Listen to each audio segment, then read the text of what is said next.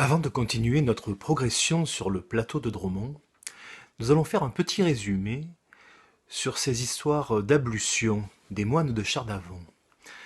Donc les moines de Chardavon, les Antonins, venaient aux bassines d'Aiguechamp. 7 bassines à Aiguechamp pour faire les ablutions, le baptême de l'eau.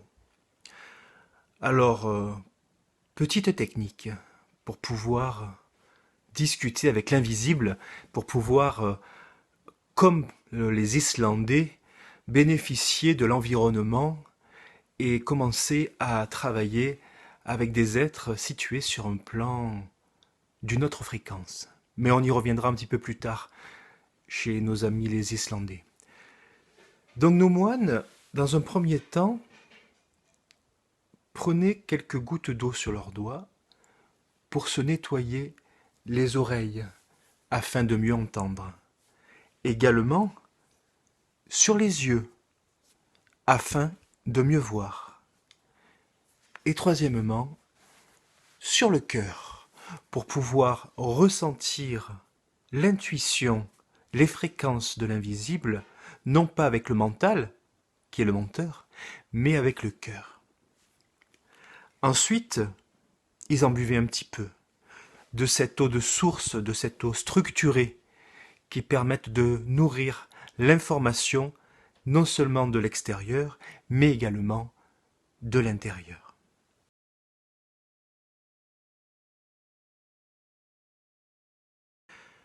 Après leur ablution, les moines donc retournaient à leur monastère, à Chardavon, à Cardavon, au gond de la porte. On est toujours sur les mystères de Dromont. Et là-haut, Apollon, Mitra, Cybèle, Attis, mais surtout Janus, le gardien des portes, celui qui regarde à la fois dans le passé d'un air sévère sur ce qui n'a pas été réalisé et vers le futur d'un air jovial pour tout ce qui va se réaliser. Donc le gardien des portes, le gardien des gonds, Cardavon, nous permet de cheminer, ou du moins les moines cheminaient jusqu'au Dromont, non pas en haut, mais côté sud du Dromont, où l'on trouvera le fauteuil d'Isis, appelé également fauteuil de l'empereur. Là, telle une pierre de décharge, ils s'asseyaient pour se vider de toute leur mauvaise énergie, de toute leur scorie, se purifier par le chaos. On libère le chaos dans la terre.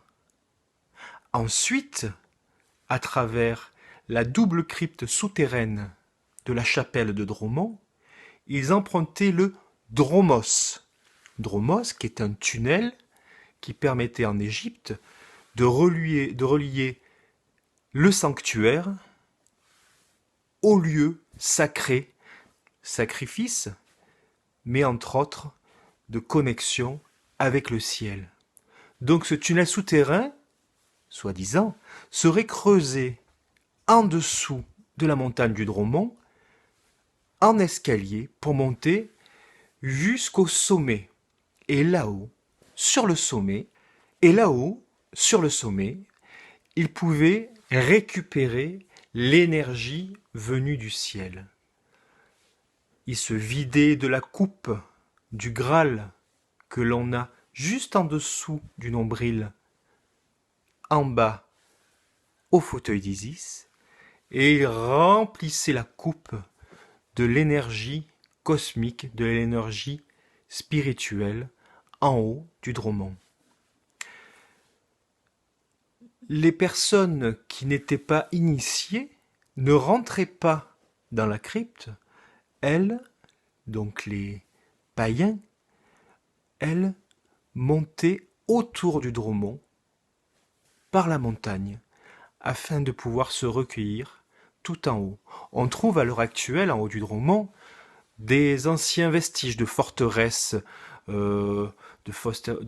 romaines, mais également des cupules, prouvant que des rites initiatiques étaient mis en place en haut de ce dromon. On trouve également la source du Corbeau, une toute petite source qui coule, et c'est très extravagant cela, en haut du dromon, c'est-à-dire peut-être un système souterrain de résurgence de sources, un simple filet, juste un corbeau, un corps qui est beau, peut se désaltérer, c'est-à-dire prendre un petit peu de cette source sacrée qui est en lien également avec les bassines d'Aiguechamp.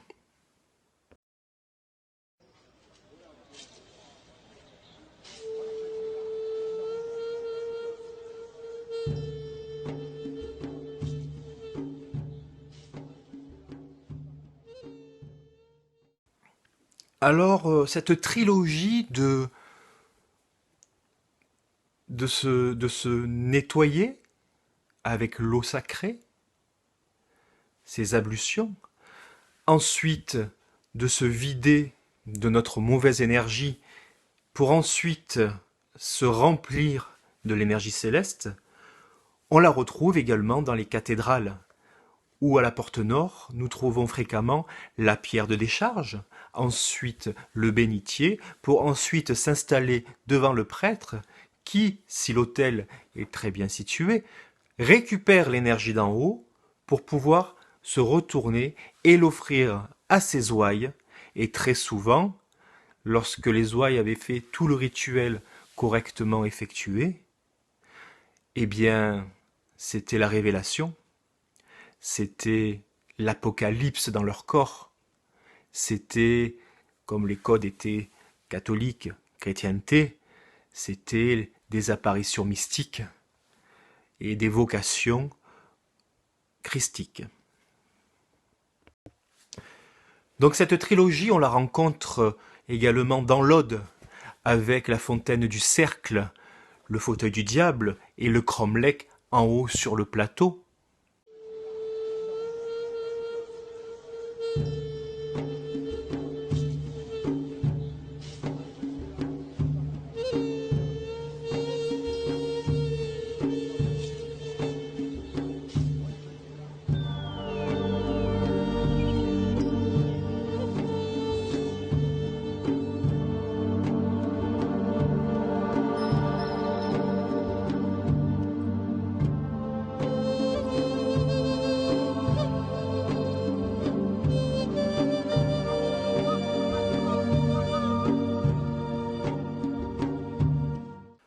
On la rencontre également sur le plateau de Ganagobi, avec la source sacrée, le fauteuil du diable, et puis, le cupule qui est juste au-dessus du fauteuil du diable, ou, si l'on va jusqu'au bout, à la croix qui surplombe la durance, la terre liée avec le ciel, dur en ciel.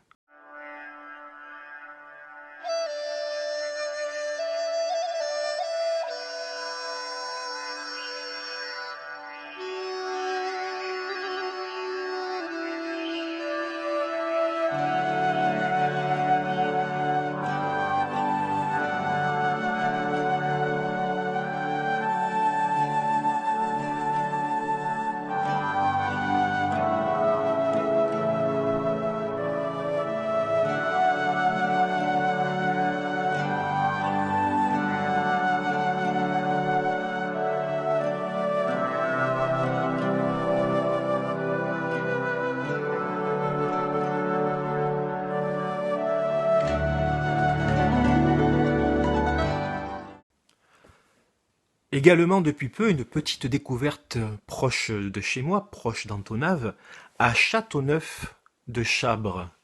On trouve également une source. Juste après cette source, alors cette fois-ci, non pas un fauteuil du diable, mais carrément des baumettes, des petites grottes. Et vous savez que dans la grotte, c'est là que se fait tout le retour aux sources, toute la résurrection. Il en va de la Sainte Baume avec Marie-Madeleine, mais tous les lieux où se trouve une grotte s'opère une magie matricielle.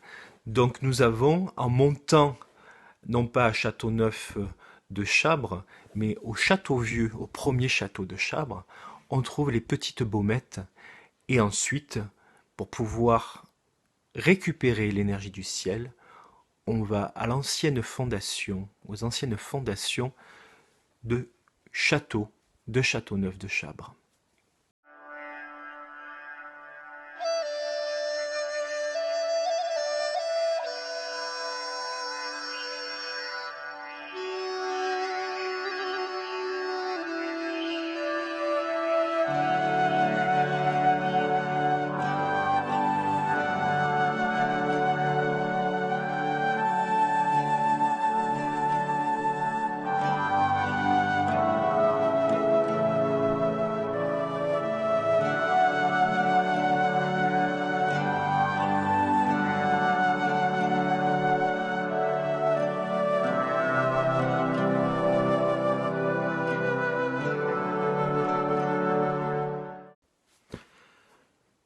Alors nous continuons notre épopée sur le plateau de Dromont et on arrive en vue de ce magnifique Dromont, de cette montagne telle une barque retournée coupée en son milieu.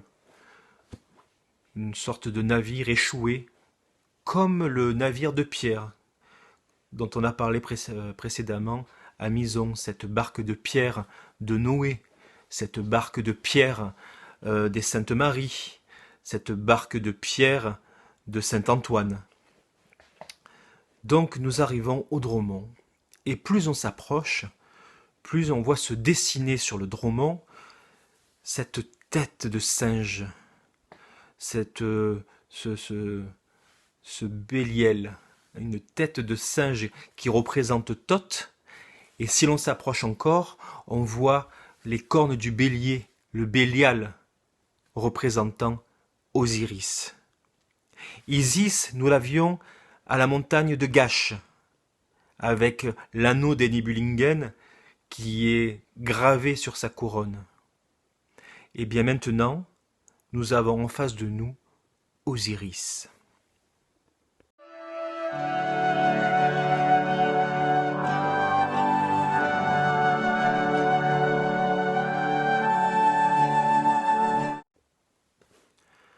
Alors notre Osiris, c'est l'emblème même de la résurrection, et tout ce plateau parle de résurrection. Cette chapelle en bas est dédiée à Marie-Madeleine, également la résurrection. Les cultes étaient voués à Mithra, encore une fois la résurrection, puis à Attis et à Cybèle, et on parle toujours de résurrection.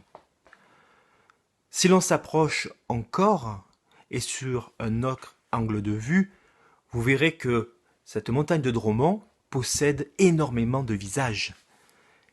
Ces visages viennent à nous et ne sont pas souvent les mêmes, en fonction des saisons, en fonction de l'éclairage, en fonction de notre état d'esprit. C'est-à-dire qu'il va résonner avec nous et nous allons voir ce que l'on croit. Et si l'on fait face à l'ouest, face à la montagne de Dromont, on verra non plus la tête de singe de Thoth, Thoth Hermès, l'hermétique, l'intercesseur entre les dieux et les hommes, non plus Bélial, le bélier, Osiris, mais on verra une tête d'éléphant, Ganesha, Ganesh, le dieu également du renouveau et de la résurrection.